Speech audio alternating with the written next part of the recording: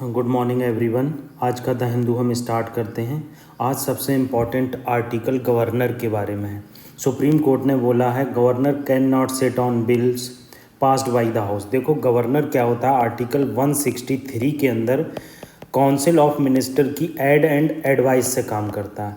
अगर ये add and advice governor को लगता है कि ये सॉवरेनिटी के खिलाफ है या हमारे कॉन्स्टिट्यूशन के खिलाफ है तो उस बिल को रिजर्व रख सकता है। मगर सुप्रीम कोर्ट ने कहा है कि आप हर बिल पर ऐसे नहीं बैठ सकते जिसमें आर्टिकल 14 इन्वॉल्व है, आर्टिकल 21 इन्वॉल्व है, लोगों की राइट टू लाइफ का सवाल है, आर्टिकल 14 राइट टू इक्वलिटी का सवाल है। तो आज हम गवर्नर का A to Z डिस्कस करेंगे। Insurance regulatory development authority of India के बारे में जानेंगे और सुप्रीम कोर्ट की बेंच जो है बहुत दिनों बाद फुल टाइम वर्क कर रही है उसके बारे में हम जानेंगे। देखिए पहला आर्टिकल हम डिस्कस कर लेते हैं सुप्रीम कोर्ट की बेंच की स्ट्रेंथ से रिलेटेड। देखो इस टाइम जो फुल स्ट्रेंथ है सुप्रीम कोर्ट की according to act of parliament वो 34 है, जिसमें 33 जो हैं जजेस हैं और +1 जो है चीफ जस्टिस ऑफ इंडिया है। ठीक है, तो ये 34 जजेस जो है फुल स्ट्रेंथ से वर्क कर रहे हैं। अभी 3 जजेस अपॉइंट किए गए हैं जिसमें नाम है पहला सतीश चंद्र शर्मा, ऑगस्टाइन जॉर्ज मैसी और संदीप मेहता। इन 3 जजेस को सुप्रीम मतलब पार्लियामेंट के एक्ट के द्वारा प्रेसिडेंट ऑफ इंडिया के द्वारा अपॉइंट किया गया। देखो इसमें एक चीज़ आप जान लीजिए, जो जजेस होते हैं सुप्रीम कोर्ट में उसकी स्ट्रेंथ जो है, स्ट्रेंथ का मतलब है कितने जजेस होंगे, उसकी स्ट्रेंथ जो है वो डिसाइड की जाती है पार्लियामेंट के द्वारा, जबकि हाई कोर्ट के जजेस की स्ट्रेंथ जो डिसाइड की जाती है वो प्रेसिडेंट के द्वारा। ये सब चीज़ें आपको पता होना चाहिए। ये जो मैंने पॉइंट बताया ये वेरी इंपॉर्टेंट है, आप इसे साइड में अपनी पॉलिटी की कॉपी में या किसी भी नोट्स में नोट कर लेना कि सुप्रीम कोर्ट के जजेस की स्ट्रेंथ जो है वो पार्लियामेंट डिसाइड करती है with simple majority according to the law of parliament. But high court जजेस strength decided by president. Understand, you should know that because this is very important for our prelims perspective. ठीक है, आगे देख लेते हैं। आगे क्या है कि आगे जो चीज़ बताई गई है वो स्ट्रेंथ से रिलेटेड हमारे आर्टिकल 124 की बात हुई है। देखो 124 जो है ये बहुत इंपॉर्टेंट आर्टिकल है। क्यों इंपॉर्टेंट है? क्योंकि इसी आर्टिकल में बताया गया है कि कितनी ज़्यादा सुप्रीम कोर्ट में जजेस होंगे और कैसे इसके नंबर जो है बढ़ाए जा सकते हैं। ठीक है, क्योंकि देखिए पार्लियामेंट क्या है, कोई भी लॉ लाती है, पार्लियामेंट के द्वारा लॉ लाया जाता है, गवर्नमेंट के द्वारा लॉ लाया जाता है पार्लियामेंट के अंदर और इस लॉ को सिंपल मेजॉरिटी से पास कराया जाता है। तो उसके अकॉर्डिंग टाइम एंड कॉन्टेक्स्ट के अकॉर्डिंग टाइम एंड कॉन्टेक्स्ट के अकॉर्डिंग जो हमारा सुप्रीम कोर्ट है उसमें कितने जजेस होंगे वो डिसाइड किया जाता है। देखो जब supreme court of India starting में जब ओरिजिनली हमारे आज़ादी के बाद आया था तो उस टाइम 8 जजेस थे, जिसमें से 8 में से 7 जजेस थे +1 चीफ जस्टिस ऑफ इंडिया थे। ठीक है, अब अपॉइंटमेंट प्रोसीजर देख लेते हैं। देखो इनका अपॉइंटमेंट प्रोसीजर जो है वो ज़्यादा टफ नहीं है मगर ओपेक है। ओपेक का क्या मतलब है? ट्रांसपेरेंट नहीं है। क्या होता है, जो जजेस का अपॉइंटमेंट किया जाता है वो किया जाता है हमारे प्रेसिडेंट ऑफ इंडिया के द्वारा। ठीक है, प्रेसिडेंट ऑफ इंडिया जजेस का अपॉइंट करते हैं और ये जो अपॉइंटमेंट किया जाता है ये सुप्रीम कोर्ट का एक कॉलेजियम होता है, कॉलेजियम के द्वारा ये अपॉइंटमेंट किया जाता है। देखो जो जो पॉइंट मुझे याद आ रहा है मैं आपको बता रहा हूँ। ये आर्टिकल हम आगे इलॉबरेटली बताएंगे आपको ताकि आप इसके नोट्स ज़्यादा अच्छे से बना सकें और आपको कोई प्रॉब्लम ना हो। मगर अभी जो बेसिक पॉइंट है वो आपको पता होना चाहिए, वो बहुत ज़्यादा इम्पॉर्टेंट है। आपसे मेरी रिक्वेस्ट है कि आप हमारे चैनल को ज़्यादा से ज़्यादा लाइक कीजिए, सब्सक्राइब कीजिए और लोगों में प्लीज़ शेयर कीजिए। इससे क्या होगा कि हमारे सब्सक्रिप्शन बेस बढ़ेगा और लोगों को फ्री एजुकेशन का फ़ायदा मिल पाएगा। देखो कॉलेजियम क्या होता है? कॉलेजियम जो होता है 5 जजेस का एक पैनल होता है। ये 5 जजेस के पैनल जो है वो डिसाइड करता है कि जजेस किस जजेस को हम सुप्रीम कोर्ट के जजेस के लिए अपॉइंट करेंगे। जैसे सीनियरिटी के बेसिस पे अपॉइंट करते हैं, ठीक है, उनके कैरेक्टर के बेसिस पे लेते हैं, मेरिट के बेसिस पे लेते हैं, परफॉर्मेंस के बेसिस पे लेते हैं, इंटीग्रिटी के बेसिस पे लेते हैं और डाइवर्सिटी और इंक्लूजन के बेसिस पे लेते हैं। मगर प्रॉब्लम ये है, ये जो 5 जजेस जो सिलेक्ट करते हैं जजेस को, सुप्रीम कोर्ट के जजेस के लिए प्रेसिडेंट को रिकमेंड करते हैं, इसमें ये ओपेकनेस होती है। ओपेकनेस का मतलब है कि पता नहीं होता है ये जो जजेस अपॉइंट किए जा रहे हैं इनका कैरेक्टर क्या है, बेस क्या है। आप ऐसे किसी को भी कह सकते हैं ना, ये इंटीग्रल पर्सन है, ये जो है इसके परफॉर्मेंस अच्छी है, ऐसे आप डिसाइड नहीं कर सकते। तो इसमें ओपेकनेस से ही रिलेटेड अक्सर प्रॉब्लम आती है। तो ये फाइल प्रेसिडेंट ऑफ इंडिया को भेजी जाती है। प्रेसिडेंट ऑफ इंडिया को फाइल भेजने का मतलब है गवर्नमेंट को। गवर्नमेंट क्या करती है, इस फाइल पर अक्सर बैठ जाती है और इसको दोबारा से फाइल जो है सुप्रीम कोर्ट को नहीं भेजी जाती है। और जब दोबारा से सुप्रीम कोर्ट को फाइल नहीं भेजी जाती है तो बहुत दिन तक जजेस अपॉइंट नहीं हो पाते हैं। मगर सुप्रीम कोर्ट इसमें अक्सर वार्निंग देता रहता है, अगर आप जजेस को अपॉइंट नहीं करते हैं तो हम दूसरे तरीके भी हैं हमारे पास। तो क्या करती है गवर्नमेंट, कुछ नाम काट देती है और कुछ नाम फिर से भेज देती है। फिर सुप्रीम कोर्ट अगर वही जजेस की लिस्ट दोबारा से गवर्नमेंट को भेज देती है तो गवर्नमेंट के लिए कंपलसरी हो जाता है उस लिस्ट पर साइन करना। मतलब अगर दोबारा से सेम लिस्ट भेज दी गई सुप्रीम कोर्ट के द्वारा तो गवर्नमेंट के लिए कंपलसरी हो जाता है कि उस पर साइन ही करे। देखो हमारा इंडियन जुडिशरी, एक चीज़ आप याद रखना आर्टिकल 50 के बारे में।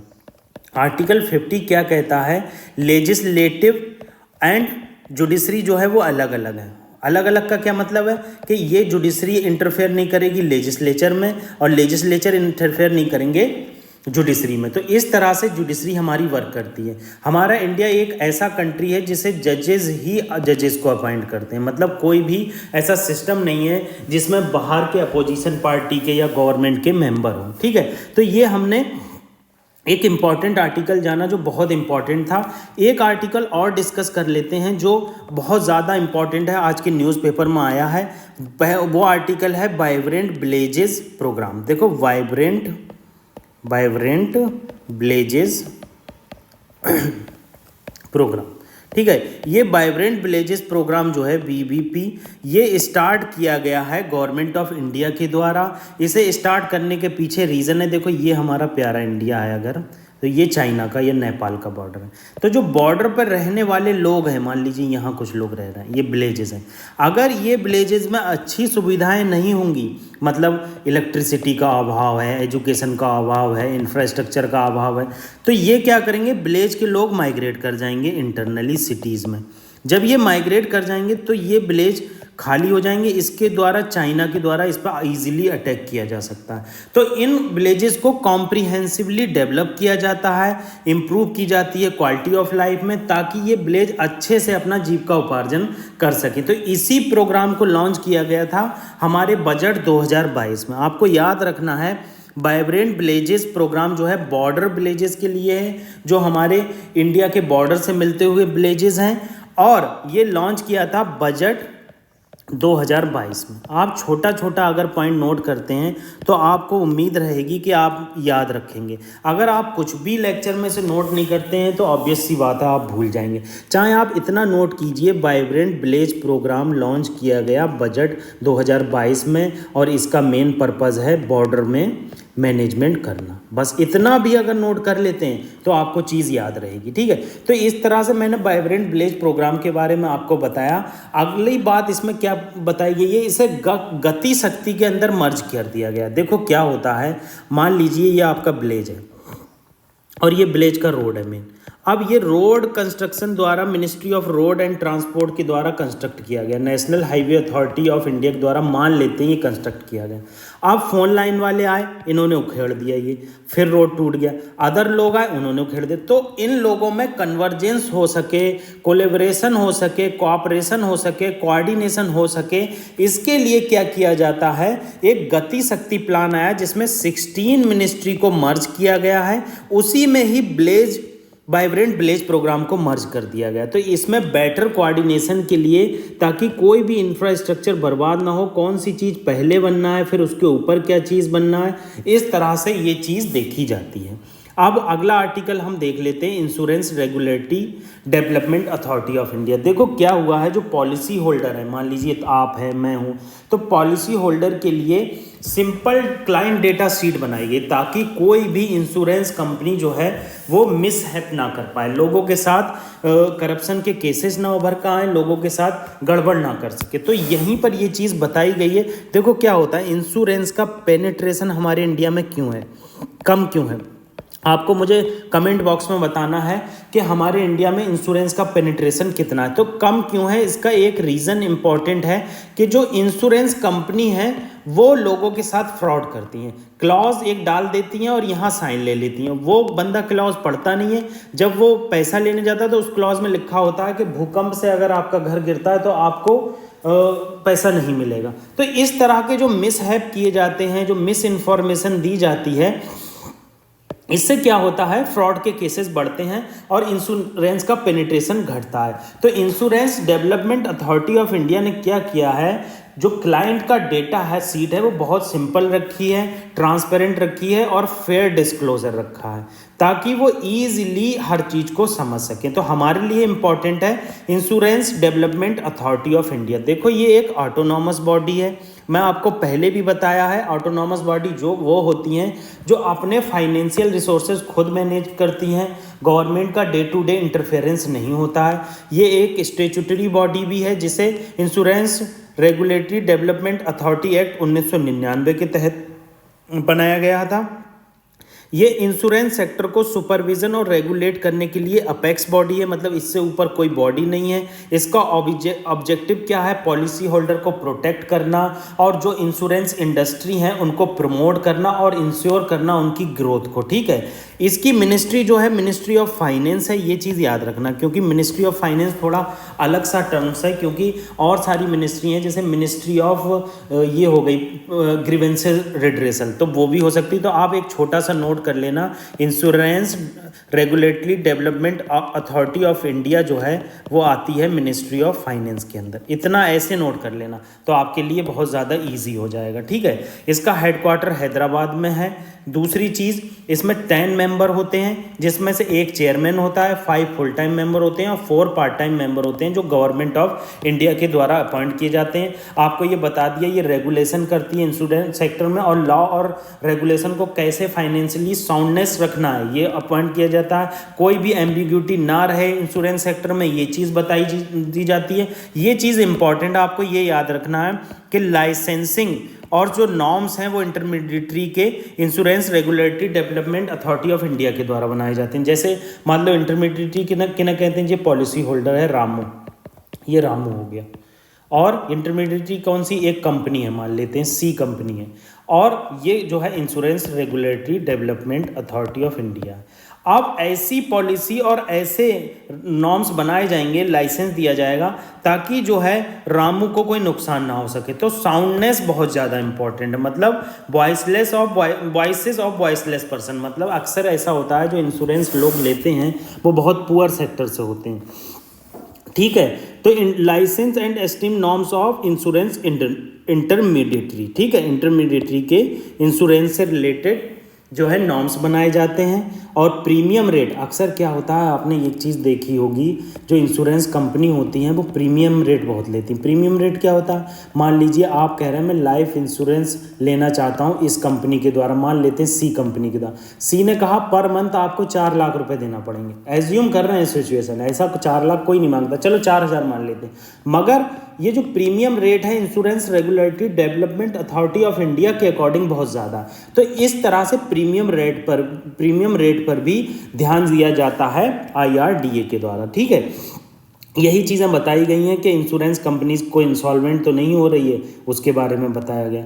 अगला आर्टिकल जो हमारा रिलेटेड है गवर्नर के ऊपर है। देखो, गवर्नर से रिलेटेड प्रॉब्लम केरला में भी इमर्ज होकर आ रही है, तमिलनाडु में भी इमर्ज हो रहा है। इससे ये डायरेक्ट अपोजिशन पार्टी ये आरोप लगा रही है कि central government unitary wiseness system produce करना चाहती है और फेडरल सिस्टम को कोलैप्स करना चाहती है। मतलब क्या है, फेडरल सिस्टम का मतलब है कि हमारे कॉन्स्टिट्यूशन में 3 लिस्ट दी गई, लिस्ट 1, लिस्ट 2 और लिस्ट 3।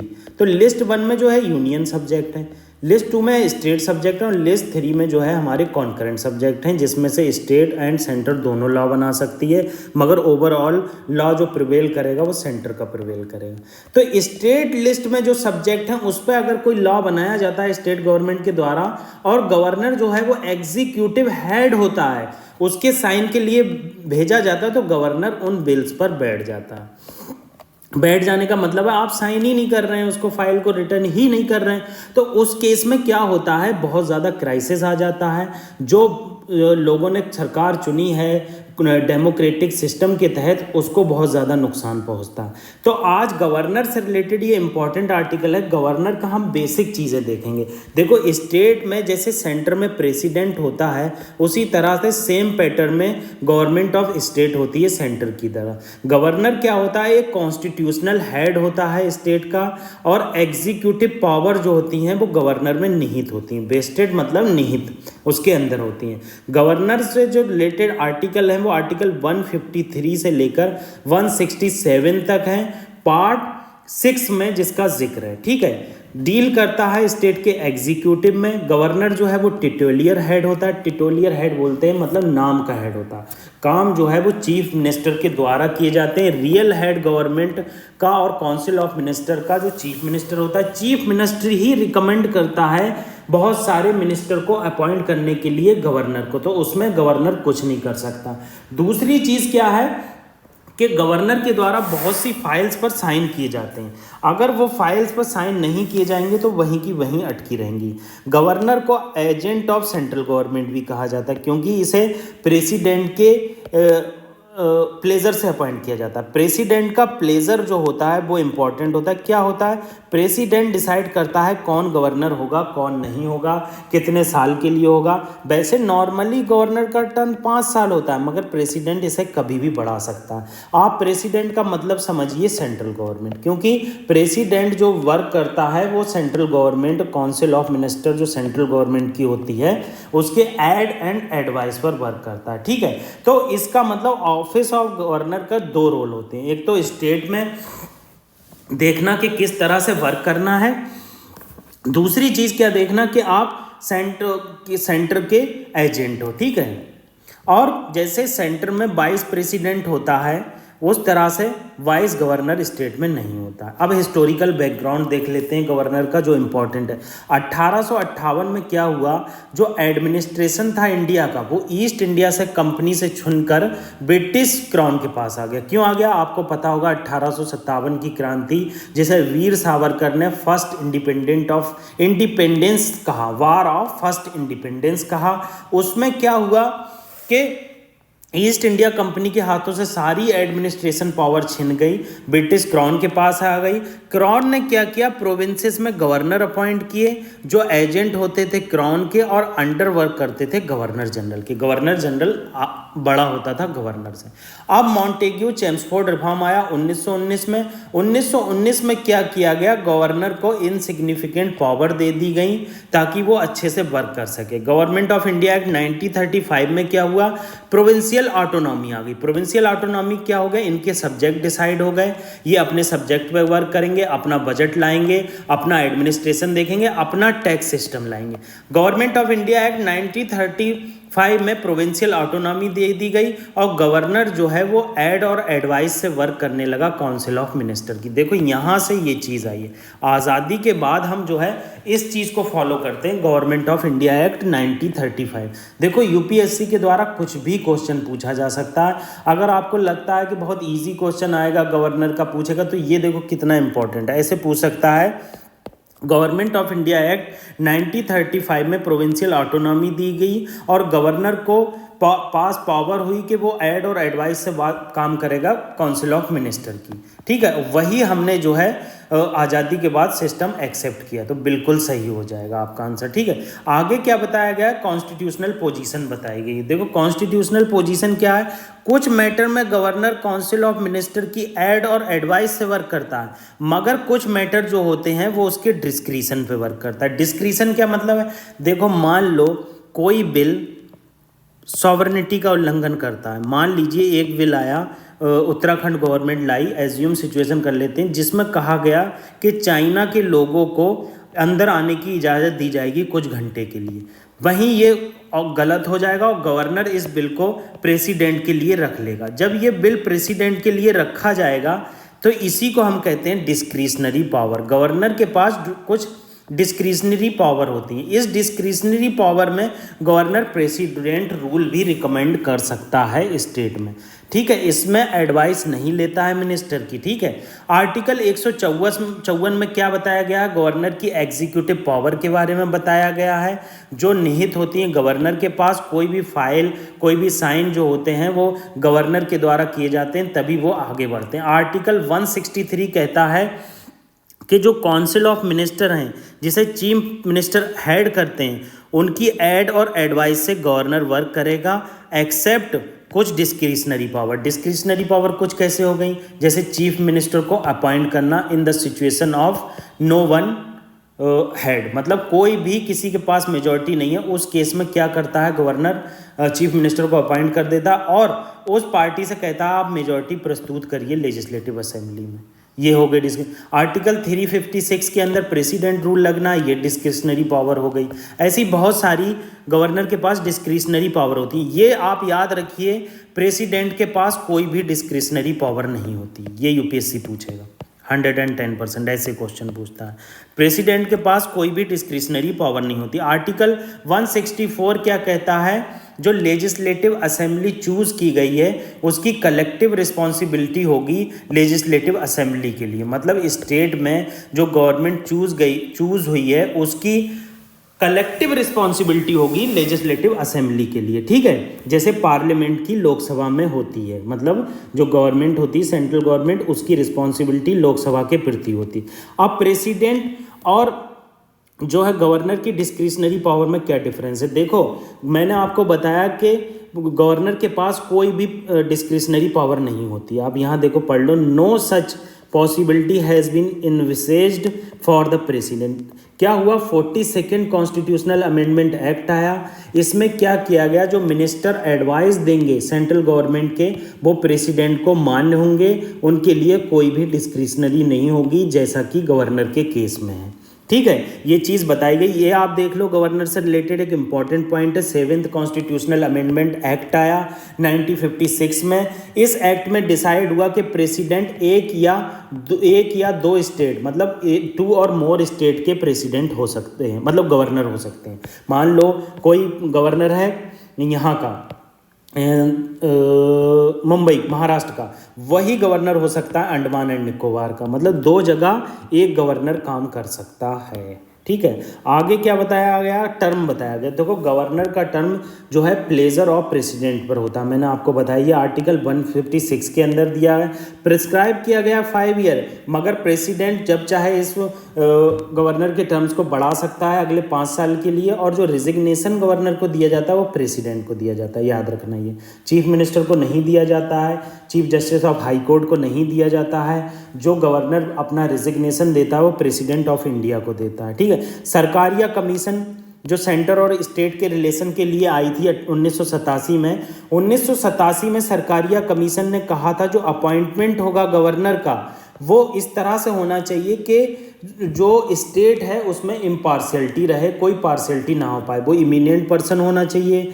जिस स्टेट में आप गवर्नर अपॉइंट कर रहे हैं उस स्टेट का नहीं होना चाहिए। ये कन्वेंशन है, ये रिकमेंडेशन है, किसी लॉ में नहीं दी है, कंपलसरी चीज़ें नहीं है। मगर आपको याद रखना है सरकारिया कमीशन सेंटर स्टेट से रिलेटेड आया था, उसने गवर्नर के अपॉइंटमेंट के लिए कुछ रिकमेंडेशन दी थी, वो हमें याद होना चाहिए, ठीक है। वो एक्टिव पॉलिटिक्स में नहीं होना चाहिए, ठीक है। वो किसी भी पार्टी से डिटैच होना चाहिए, लोकल पॉलिटिक्स से डिटैच होना चाहिए। ये सरकारिया कमीशन की रिकमेंडेशन थी। क्वालिफिकेशन आर्टिकल 157 में दी है, 2 क्वालिफिकेशन दी है, वो इंडियन सिटीजन होना चाहिए और 35 एज कंप्लीट होना चाहिए। कन्वेंशन, कुछ कन्वेंशन है, 2 कन्वेंशन। देखो कन्वेंशन उन्हें कहते हैं जो आपस में मिलकर डिसाइड किए जाते हैं ऐसा करेंगे, जो किसी लॉ में नहीं दिए होते हैं, कॉन्स्टिट्यूशन में नहीं दिए होते हैं, उनको हम कन्वेंशन कहते हैं। तो 2 एडिशनल कन्वेंशन है, should not belong to the state. मतलब अब ये कन्वेंशन है कि जो गवर्नर है वो स्टेट से बिलोंग नहीं करना चाहिए, और प्रेसिडेंट जब अपॉइंट करे किसी गवर्नर को किसी स्टेट में तो चीफ मिनिस्टर से कंसल्ट करना चाहिए। मगर ये सब चीज़ें होती नहीं हैं, जो रियल लाइफ है ये चीज़ नहीं होती है, मगर आपको याद रखना है ये चीज़ें। अदर क्वालिफिकेशन क्या है कि वो किसी भी हाउस में मेंबर नहीं होना चाहिए, ना पार्लियामेंट में ना स्टेट लेजिस्लेटिव में, और ऑफिस ऑफ प्रॉफिट उसके द्वारा हेल्ड नहीं किया जाना चाहिए। ऑफिस ऑफ प्रॉफिट क्या होता है? देखो क्या होता है, अक्सर मान लीजिए मेरी एक कंपनी है, सी एक कंपनी मैंने बनाई है, इस कंपनी का मैं मालिक भी हूँ और मैं गवर्नर की पोस्ट भी रखे हुए हैं, तो क्या होगा इस केस में, मैं कंपनी को किसी तरह बेनिफिट पहुंचाऊंगा। मे भी किसी एसपी से बोल दूंगा कि कंपनी के जो कागजात हैं वो सब छुपा दो, जला दो, और कंपनी को ज़्यादा से ज़्यादा प्रॉफिट पहुंचाओ, ज़्यादा से ज़्यादा रॉ मटेरियल पहुंचाओ, कोयला ज़्यादा से ज़्यादा पहुंचाओ। तो इस केस को हम ऑफिस ऑफ प्रॉफिट कहते हैं। मगर गवर्नमेंट का एक लॉ है, अगर उस लॉ में कुछ ऑफिस ऑफ प्रॉफिट निकाले जाते हैं तो अगर उसमें निकाला गया है तो आप पर ऑफिस ऑफ प्रॉफिट नहीं लगेगा। तो ये कोई ऑफिस ऑफ प्रॉफिट हेल्ड नहीं किए होना चाहिए। अगली बात क्या बताई गई है? अगली बात बताई गई सेल नॉट मेंबर ऑफ, वही बात दोबारा से इन्होंने यहाँ पर बता दी है, कोई ऑफिस ऑफ प्रॉफिट नहीं होना चाहिए। अब इम्यूलमेंट जो होते हैं और अलायंसेस, मतलब आपने गवर्नर अपॉइंट कर दिया, उसके बाद जो उसकी सैलरी है, जो अलायंसेस हैं, जो उसको बंगला मिला है, उसको आप डिमिनिश नहीं कर सकते। एक बार आपको मिल गया लॉ के हिसाब से तो मिल गया, मतलब रिट्रोस्पेक्टिव लॉ नहीं बना सकते। ओथ ये इंपॉर्टेंट है। देखो क्या होता है, अपॉइंट जो है प्लेजर ऑफ प्रेसिडेंट से किया जाता है, मगर ओथ किसके द्वारा दिलाई जाती है? अभी मैंने आपसे ओथ पूछी, ये जो जजेस ऑफ सुप्रीम कोर्ट हैं इन्हें ओथ कौन दिलाता है? आपको पता होना चाहिए, ठीक है। तो ओथ जो है आर्टिकल 159 में दी गई है। देखो आर्टिकल आप याद मत करना, इतना परेशान मत होना, मगर आपको पता होना चाहिए ओथ जो है chief justice of high court के द्वारा दिलाई जाती है। अगर chief justice of high court नहीं होते हैं तो सीनियर मोस्ट जजेस जो होता है उसके द्वारा दिलाई जाती है। आर्टिकल मैंने आपको बताया 356 के अंदर डिस्क्रिशनरी पावर होती है गवर्नर के पास, वो प्रेसिडेंट को रिकमेंड कर दे सकता है कि यहाँ पर लॉ एंड ऑर्डर सही नहीं है, तो इसको आप जो है यहाँ पर क्या है प्रेसिडेंट रूल लगा दीजिए। देखो कुछ बिल जो होते हैं वो ऑब्लिगेटरी होते हैं गवर्नर के लिए, वो प्रेसिडेंट के लिए रिजर्व रखता ही रखता है सॉरी, जैसे अगर स्टेट हाई कोर्ट से रिलेटेड कोई बिल आया है और हाई कोर्ट इंडेंजर्ड सिचुएशन में है तो आप वो प्रेसिडेंट के लिए बिल रखेगा। और कोई भी बिल कॉन्स्टिट्यूशन को डिमिनिश करता है, directive principle of state policy को डिमिनिश करता है, उस केस में भी जो है बिल प्रिजर्व करके रखे जाते हैं। तो इस तरह से गवर्नर का हमने A to Z जाना, गवर्नर की ऑल इन्फॉर्मेशन आपको बताई। अगर आपको कोई प्रॉब्लम है, मैं फिर से कह रहा हूँ, आप टेलीग्राम चैनल पर हमें मैसेज कीजिए, आपसे हम डायरेक्ट संपर्क करेंगे। टेलीग्राम चैनल आपको नहीं मिल रहा है तो आपसे मेरी रिक्वेस्ट है, लोगो देख कर नाम से सर्च कीजिए। जैसे आप लोगो देखेंगे उस लोगो के नाम से सर्च करेंगे तो आपको टेलीग्राम चैनल ईजिली मिल जाएगा। Thank you very much.